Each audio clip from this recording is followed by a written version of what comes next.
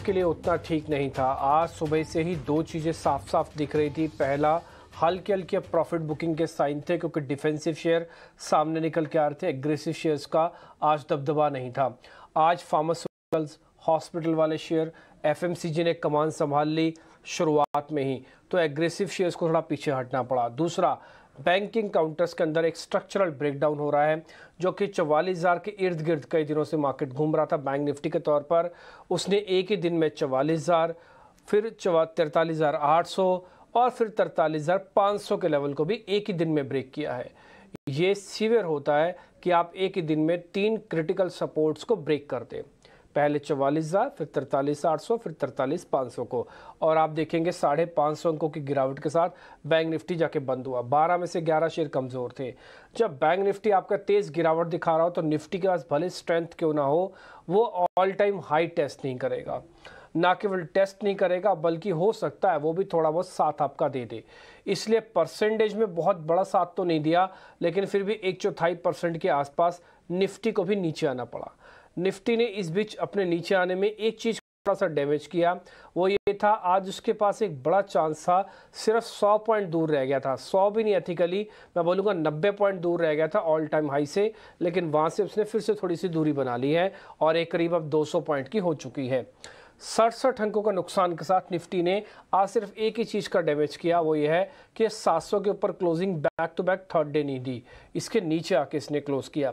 Advance decline में आप देख पा रहे होंगे सुबह करीब 1200-1300 शेयर एडवांसेस में थे और डिक्लाइन था सिर्फ 500 शेयरों में, तो ये बदला है। और आप देखेंगे एडवांसेस सिर्फ 900 शेयरों का रह गया और डिक्लाइंस 1200 शेयर्स का हुआ, यानी कि आज बाजार की गिरावट में ज़्यादातर शेयर पार्टिसिपेट कर रहे थे। ऐसा नहीं कि सिर्फ निफ्टी और बैंक निफ्टी के शेयरों तक ये सीमित रहा होगा। अब आ जाते हैं कि कहाँ कहाँ पे आज ज़्यादा नुकसान हुआ और कौन कौन से शेयर ज़्यादा पिटे हैं। एक बार ज़रा वो सब कुछ आपकी स्क्रीन पे लेके आते हैं, आप ज़रा नोटिस करते जाइएगा। सबसे पहले आज शेयर कौन कौन से टूटे या बढ़े वो आपकी स्क्रीन पे आएंगे। अपोलो हॉस्पिटल बढ़ा, आज एक रिपोर्ट आई जिस रिपोर्ट ने 5950 का टारगेट दिया, तो ये चल गया। डेविस लैब के अंदर स्ट्रॉन्ग पुल बैक है, चल गया। डॉक्टर रेड्डीज के अंदर अच्छी खरीदारी हो रही है, इंस्टीट्यूशनल बाइंग हो रही है, चल गया। सिप्ला के अंदर स्ट्रॉन्ग पुल बैक, चल गया। ये सभी शेयर आप देखेंगे हॉस्पिटल फार्मास्यूटिकल्स के हैं और इन सभी में 2-2, 3-3, 4-4% तक की मूवमेंट है। अब आते हैं कमज़ोर शेयर में। कमज़ोर शेयरों की जब आप सूची देखेंगे आपको खुद ही आइडिया लग जाएगा कि कहाँ से आज बाजार को वीकनेस आई थी। चलता हुआ बैंक टूटे, उसका सबसे बड़ा कंटेंडर है इंडसइंड बैंक, आज टॉप लूजर बना। Kotak Mahindra bank, bank Nifty का इसको मिरर इमेज कहते हैं कि अगर आपको बैंक निफ्टी समझना हो तो कोटक का चार्ट लगा लो, आपको पता लग जाएगा। 1.5% नीचे। एसबीआई 1.5% नीचे। इसके अलावा एक आईटी का सेकंड डे जो लॉस हो रहा है वो आपको विप्रो रिफ्लेक्ट करवा के दिखा रहा है 1.5% नीचे। इसमें इन्फोसिस वगैरह भी हैं जो नीचे गए हैं। खैर, आज साल का हाई जिन शेयर्स ने टेस्ट किया है बड़े शेयरों में से, उसमें अपोलो हॉस्पिटल तो खैर है ही है। इसके अलावा बीपीसीएल ने, नेस्ले इंडिया ने, ब्रिटानिया ने और टाटा कंज्यूमर्स ने, इन सभी शेयर्स ने आज साल का नया हाई भी टेस्ट किया है। अब छोटे मझोले शेयर्स की कैटेगरी को चेक करते हैं कि आज वहाँ पे क्लोजिंग का कैसे रही और आज दिन भर कैसे कामकाज किया। 2 इलेक्ट्रॉड की कंपनी है देश में, एक तो ग्रेफाइट, दूसरा एचईजी। ये दोनों नीश हैं मैन्युफैक्चरिंग सेक्टर में, और चाइना में जब भी कोई खलबल होगी इन दोनों शेयर्स के अंदर काम अच्छा होता है। एक ज़माने में ये चाइना के कॉन्ट्रा प्ले होते थे, लेकिन आजकल एक कॉन्ट्रा नहीं बल्कि पैरेलल हो गए हैं, यानी कि चाइना में एक्टिविटी बढ़ेगी, इन दोनों को बड़ा बेनिफिट होगा। एचईजी, ग्रेफाइट दोनों आज चले हैं और दोनों में मोमेंटम आया। पॉलीकैप, पॉलीमेडिक्योर ये चला। राजेश एक्सपोर्ट्स के अंदर 7% की मजबूती, 600 रुपये का शेयर। और कैप्री ग्लोबल भी आज करीब 10% ऊपर गया। इसके अलावा जो शेयर था वो था डी मार्ट और नारायण हृदयालय, ये कुछ एक और शेयर्स थे जो आज आपको चलते हुए दिखे। अब आते हैं वीक काउंटर्स कौन से थे। प्रेस एस्टेट, आपने रियल एस्टेट के कई काउंटर्स को चलते हुए देखा होगा। जब बाजार टूटता है तो एग्रेसिव हाई बीटा वाले शेयर, यानी कि जिनका रिएक्शन बहुत फास्ट होता है, जो जल्दी से ऊपर आ जाते हैं जल्दी से नीचे आते हैं, उनको टिपिकली बीटा के हिसाब से कहते हैं। 3 चीज़ें होती है, बीटा, गामा, अल्फा, तो उसमें बीटा चेक किया जाता है। तो प्रेस्टीज एस्टेट 4.5% नीचे। जी एंटरटेनमेंट लीगल पछड़ों में है 4% नीचे। RBL bank profit booking, hero MotoCorp profit booking 3% नीचे। साल का हाई जिन शेयर्स ने मिड कैप कैटेगरी में लगाया वो आपके स्क्रीन पे लेके आते हैं, वो है एचईजी, उसके अंदर नारायण हृदयालय को आप काउंट कर सकते हैं। इसके अलावा एक गोदरेज इंडस्ट्रीज़ और पॉलीमेड, ये कुछ एक शेयर थे जिन्होंने साल का नया हाई भी आज टेस्ट किया है। ये सारी स्क्रीन आपके शेयर की स्क्रीन पे आ रही है। कुल मिला के मार्केट ने आज जो डैमेज ज़्यादा किया और बैंक निफ्टी में किया, ज़्यादा कंट्रोल बैंक निफ्टी को करना होगा ना कि निफ्टी को। निफ्टी अभी भी ऑल टाइम हाई से कोई बहुत ज़्यादा दूर नहीं है। अगर आज यूएस मार्केट्स में कुछ ज़्यादा बड़ी प्रॉब्लम नहीं हुई है तो कल का सेशन मार्केट के लिए फिर से रेंज का या फिर बैंक निफ्टी के लिए थोड़ा रिकवरी भरा रह सकता है। बट उसमें कंडीशन ये है कि हमारे को गैप ना मिले। अगर गैप मिल जाता है तो फिर हो सकता है एक डिप के बाद हम पुल बैक के साथ ऊपर भी आ जाए। कुल मिला के आज का दिन बैंक निफ्टी के लिए कमज़ोरी का दिन माना जाएगा। अब थोड़ा और आगे बढ़ते हैं और आपको ज़रा कुछ बाइट्स वगैरह भी सुना देते हैं और कमोडिटी का एक अपडेट भी आपको बता देते हैं। विश्वमोहन मेरे साथ जुड़ रहे हैं जो कमोडिटीज़ मार्केट में अभी तक इस समय तक क्या हो रहा है उसका अपडेट आपको देंगे। विश्वमोहन बताएं आप। देखिए, आज बुलियन मार्केट में काफ़ी ज़्यादा हलचल है। फेड के डिसीजन के बाद लगातार यहाँ पर इंटरनेशनल मार्केट में भी और एमसीएक्स पर भी सोने और चांदी में गिरावट दिख रही है। एमसीएक्स पर सोना 500 रुपये से ज़्यादा टूट चुका है, 59,000 के काफ़ी नीचे आ चुका है। चांदी की बात करें तो इंट्राडे में 1,800 रुपये से ज़्यादा की गिरावट चांदी में देखी जा चुकी है। अभी भी 1,600 रुपये से ज़्यादा कमज़ोर है और 71,000 रुपये के नीचे भी चांदी आज ही आ चुकी है, यानी काफ़ी गिरावट है। जिस तरह से बयान से सख्ती दिख रही है, लग रहा है कि आने वाले बैठकों में भी फेड अभी ब्याज दरें बढ़ाएगा और साफ संकेत दिए हैं कि 2 और ब्याज दरें बढ़ाई जा सकती है। यहाँ से आधे फीसदी तक ब्याज दरें बढ़ाई जा सकती है, उसका दबाव है। और फेड का जो फोकस है पूरी तरह से महंगाई कम करने पर फोकस है। 9% के आसपास जो वहाँ की सीपीआई महंगाई थी, वहाँ पर हमने देखा कि 5-4% तक तो तेजी से आ गई, लेकिन 4% से 2% तक लाने में काफ़ी दिक्कत होगी क्योंकि अब स्टिकनेस दिख रही है, एक ही लेवल के आसपास स्थिर देख रहा है महंगाई, वो यहाँ पर दबाव बन रहा है। और वही वजह है कि डॉलर में अब धीरे धीरे मजबूती हो रही है, बॉन्ड यील्ड में मजबूती हो रही है। बॉन्ड यील्ड अगर बढ़ते हैं तो वहाँ पर फिक्स ब्याज लोगों को मिलता है, लेकिन गोल्ड एक ऐसा इंस्ट्रूमेंट है, ऐसा सिक्योरिटीज है जहाँ पे आपको कुछ फिक्स ब्याज नहीं मिलता है, तो लोग जहाँ पे हाई यील्ड वाले जो इंस्ट्रूमेंट हो तो वहाँ पर जाते हैं। यही वजह है कि गोल्ड और सिल्वर पर दबाव है और नियर टर्म में ये दबाव और जारी रह सकता है। जितने भी एक्सपर्ट्स हैं उनको लगता है कि ये क्वार्टर थोड़ा सा गोल्ड सिल्वर के लिए कमजोर रह सकता है। सिल्वर हालांकि उनको लगता है कि बेस मेटल्स में रिकवरी के साथ धीरे धीरे रिकवरी लगेगी, लेकिन गोल्ड में बहुत ज्यादा तेजी की उम्मीद कम लग रही है। ठीक है विश्वमोहन, बहुत शुक्रिया, थैंक यू वेरी मच इस जानकारी के लिए। आगे बढ़ते हैं, अब अंकुर को अपने साथ कनेक्ट करने वाले हैं। वो इस वजह से क्योंकि एचडीएफसी और एचडीएफसी बैंक के मर्जर के बाद सेबी ने म्यूचुअल फंड्स को जो 10% निवेश कैप की विशेष छूट देने की संभावना वो अब नहीं है। ये जानकारी क्या है, इसका रोल क्या है, ऐसा क्यों किया गया, बहुत सारे सवाल आपके मन में चल रहे होंगे। अंकुर उसका जवाब देंगे। अंकुर बताएं आप।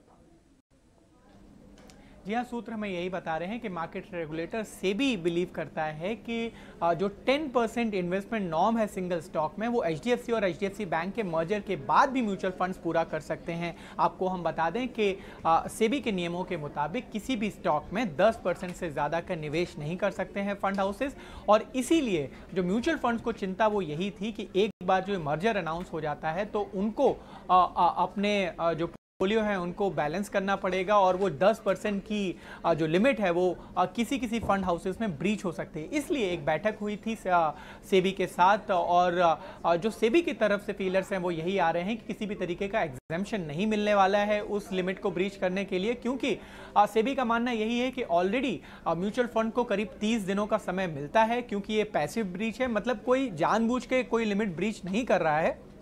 ये जो लिमिट ब्रीच हो रही है वो इसलिए हो रही है क्योंकि एचडीएफसी और एचडीएफसी बैंक का मर्जर हो रहा है, इसीलिए 30 दिनों का समय होता है ऑफिशियली, और उसके बाद भी अगर म्यूचुअल फंड्स चाहें तो नियमों के मुताबिक 60 दिन और मांग सकते हैं। तो मतलब यही है कि कुल 90 दिन का समय मिल सकता है ये पूरे रीबैलेंसिंग को करने में, या फिर अगर किसी फंड हाउस को स्टॉक्स बेचने या खरीदने हैं उसके लिए भी। तो चूंकि 90 दिन की विंडो उपलब्ध है इन ऑल, अगर म्यूचुअल फंड्स चाहें, तो सेबी का मानना यही है कि यहाँ पे कोई स्पेशल एग्जेम्पशन नहीं मिलने वाला है।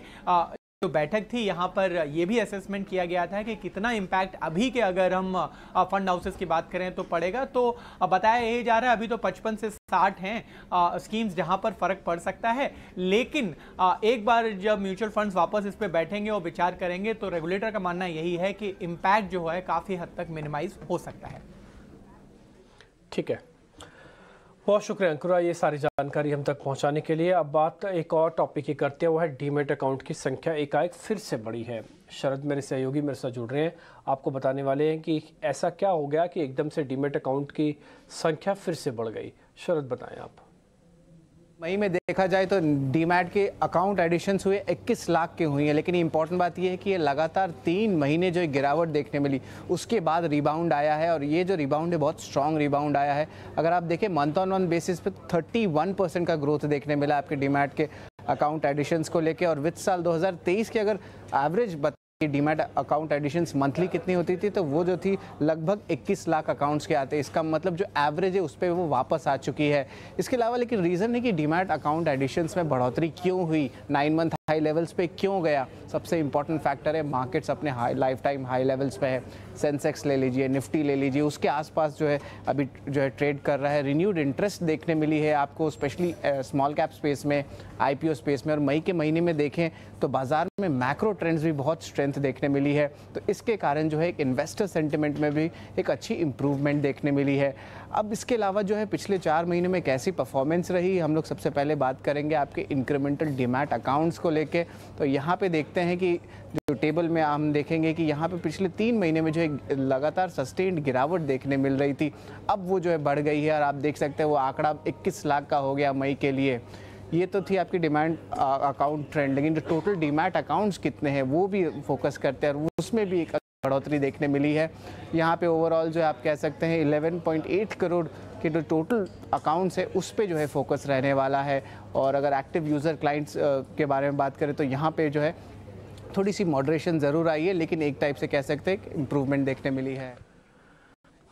ठीक है शरद, बहुत शुक्रिया ये सारी जानकारी देने के लिए। अब आगे बढ़ते हैं। कल से एक रीस्ट्रक्चरिंग भी हो रही है फुटसी और सेंसेक्स में। कौन से शेयर ऐसे हैं जिसको फ़ायदा मिलेगा, किस शेयर से इनफ्लो आउट हो जाएगा, वो एक बार जरा आशीषा से पता कर लेते हैं। आशीषा बताएं आप। जी हाँ, MSCI इंडेक्स रीचेक के बाद कल सेंसेक्स और फुटसी इंडेक्स का भी रीचेक होगा जो 19 जून से इफेक्टिव हो जाएगा। इनफ्लोज की बात करें तो करीब 150 to 200 मिलियन US का इनफ्लो एक्सपेक्टेड है। स्टॉक स्पेसिफिक एक्शन की भी बातचीत कर लेते हैं। Adani enterprises, Reliance industries, Wipro, PNB और बजाज फाइनेंस ये कुछ कंपनीज है जिसमें इनफ्लोज एक्सपेक्टेड है। कुछ IT कंपनी से आउटफ्लोज एक्सपेक्टेड है। इन्फोसिस, HCL टेक, TCS जैसी IT कंपनी से आउटफ्लोज देखने को मिलेगा रीचेक के चलते। इसके अलावा इक्विटा स्मॉल फाइनेंस बैंक और HUL से भी आउटफ्लोज एक्सपेक्टेड है। अदानी एंटरप्राइजेस को सबसे ज़्यादा इनफ्लो मिलेगा, करीब 71 मिलियन US का इनफ्लो एक्सपेक्टेड है। सेंसेक्स रीचेक की भी बात कर लेते हैं। यहाँ पर फ्लोज में इतना एक्शन देखने को नहीं मिलेगा, कुछ माइनर इनफ्लो आउटफ्लोज एक्सपेक्टेड है। इनफ्लोज की बात करें तो HDFC twins, ICICI bank, ITC में इनफ्लोज देखने को मिलेंगे और आउटफ्लोज में कुछ IT कंपनीज का नाम शामिल है। इन्फोसिस, रिलायंस, TCS, L&T और HUL में आउटफ्लोज देखने को मिल सकता है इस रीचेक के चलते। सो इस सेंसेक्स और फुटसी रीचेक के चलते इन सभी स्टॉक्स पर फोकस रहेगा। ठीक है आशीषा, बहुत शुक्रिया, थैंक यू वेरी मच इसकी पूरी जानकारी देने के लिए। एक और मैटर भी आज सुर्खियों में रहा जिसकी वजह से आज जी एंटरटेनमेंट का शेयर पिटा, वो था सेबी की सुनवाई चल रही थी सेट में। तो ये सुनवाई टल गई है अभी फ़िलहाल। इसकी पूरी जानकारी लेने के लिए डेट क्या है, क्यों टली, इसके बारे में बताने के लिए अंकुर मेरे सहयोगी मेरे साथ हैं। अंकुर बताएं आप। जी हाँ, सिक्योरिटीज़ एपेलेट ट्रिब्यूनल ने कोई भी राहत नहीं दी है यहाँ पर, चाहे वो पुनीत गोयनका हो या फिर सुभाष चंद्रा हो। उन्होंने यहाँ पे एप्लीकेशन मूव की थी कि जो सेबी का अंतरिम ऑर्डर है वहाँ पर स्टे दिया जाए, और जो काउंसल्स थे उनका आर्गूमेंट यही था कि ये फंडामेंटल राइट में है कि इस तरीके का जब भी कोई ऑर्डर आता है तो क्लाइंट की रेपुटेशन पे फ़र्क पड़ता है। तो उनका आर्गूमेंट ये था कि जब तक ये भी 13 दिन 14 दिन जो भी बाकी रह गए हैं, ऐसा ना हो कि बाद में ऑर्डर आए और फैसला पलटना पड़े कोर्ट को। तो दलील ये दी जा रही थी कि पहले इंटरिम स्टे लगा लीजिए, उसके बाद दलील चलती रहेगी, बाद में आप सुनवाई करिए। हालांकि कोर्ट ने यहाँ पर साफ साफ कहा कि वो आज किसी भी तरीके का यहाँ पे स्टे देने वाले नहीं हैं। इनफैक्ट कोर्ट ने यही बोला है रिस्पोंडेंट्स को अपने अपने जो नोटिसेस हैं वो आप उस पर रिप्लाई कर दीजिए और मंडे को वापस से इस मैटर पर सुनवाई। साथ ही साथ एक ज़रूरी हियरिंग यहाँ पर NCLT में भी है, और वो है जी और सोनी के मर्जर को लेके। तो उसकी जो तारीख है वो कल ही है। तो यहाँ पर भी जो वकील थे सुभाष चंद्रा जी और पुनीत गोयनका जी की तरफ से, वहाँ पर उन्होंने यहाँ पर कोर्ट से राहत मांगी कि चूँकि ये हियरिंग पेंडिंग है तो वहाँ पर सैट से थोड़ी राहत मिलनी चाहिए। यहाँ पर सैट ने यही आदेश दिया है कि आप एक एडजर्नमेंट एप्लीकेशन फाइल कर सकते हैं, वो NCLT में मूव हो सकती है। तो साथ ही साथ जब भी अब मंडे को सुनवाई होगी तब पता चलेगा कि आगे कोर्ट का रुख कैसा रहता है इस मामले पर आज फिलहाल किसी भी तरीके की सैट ने यहाँ पे कोई राहत नहीं दी है। ठीक है, तो ये जी वाला मामला आपने पूरा सुन लिया अंकुर से। अब एक और बात बताते हैं, देश के प्रधानमंत्री यूएस जा रहे हैं, और जब यूएस जा रहे हैं तो आपको पता ही है कि वहाँ पे डिफेंस को लेकर भारत और यूएस के बीच में करार हो सकते हैं। करार में भी ड्रोन सबसे इम्पॉर्टेंट है, और इस मुद्दे पर हमको और ज़्यादा डिटेल और जानकारी दे रहे हैं मेरे सहयोगी शिंजो। वो आपको ये बताने वाले कि जब प्रधानमंत्री यूएस जाएंगे तो किस तरह की डील करेंगे और इसकी अनाउंसमेंट आधिकारिक तौर पर कब हो सकती है। शिंजो, बताएं आप। ये 31 प्रेडेटर का मामला है, 32,000 करोड़ का डील है। बहुत साल हो गया जैसे ऐसे डील भारत का डिफेंस डील हुआ है। लास्ट शायद ये रफाल था, लेकिन ये प्रेडेटर आर्मी, नेवी और एयरफोर्स के लिए है। 8 जाएगा आर्मी के पास, 8 एयरफोर्स का पास, 15 नेवी के पास, क्योंकि नेवी कह रहा है ये प्रेडेटर हमारे बहुत काम में आया है। 2 प्रेडेटर हम ऑन लीज में लिए थे, बहुत ही काम के आया है, और ये काम हमारा काम में आएगा और बहुत ही जरूरी है हमारा। और ये डील आज DAC में आया है।